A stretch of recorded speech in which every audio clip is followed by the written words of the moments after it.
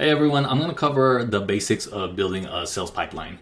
So this is basically a sales pipeline. It goes from stage one to either close won or close lost. The important thing about this pipeline is you want to make sure that you have certain parameters in place. So the leads will come in from marketing. Marketing warms them up, the intent, they're ready to purchase. Once they're ready to purchase, the deal is created and it goes into stage one. Now, as you can see, each stage has a probability of closing. Stage one, 20%. Stage two, 35%, and then keeps going on down. My recommendation in order to make these stages accurate, the weighted score, is to actually make sure that you have gates here. So a deal card cannot move from stage one to stage two unless certain criteria is met. And another recommendation is if you have multiple stages, you don't want the weighted scores to be too close to each other. Let's say stage one is at 20% and stage two is at 21%.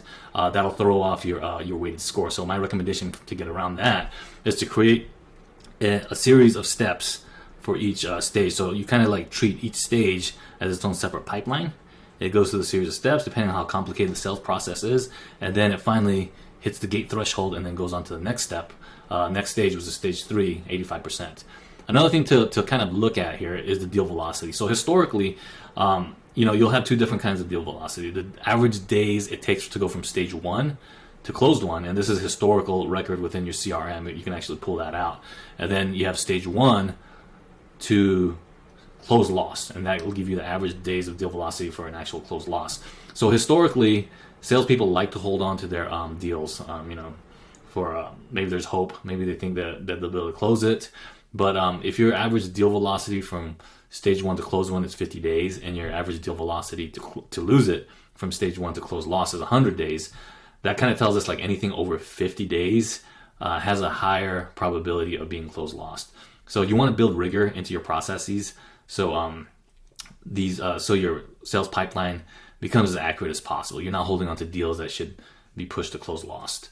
And if it does end up going to close loss, you can always put on a follow-in task, follow up in 3 months, or create some kind of win-back campaign, depending on what that close loss reason is. Another thing, if you really want to increase your deal velocity from stage 1 to closed one, my recommendation is to make sure you don't put any of the deals within your sales pipeline until they're actually warmed up and qualified by marketing. And once that they're warmed up and qualified by marketing, they're ready to purchase, then you put them in your actual sales pipeline. That'll keep you from having too much garbage within your sales pipeline.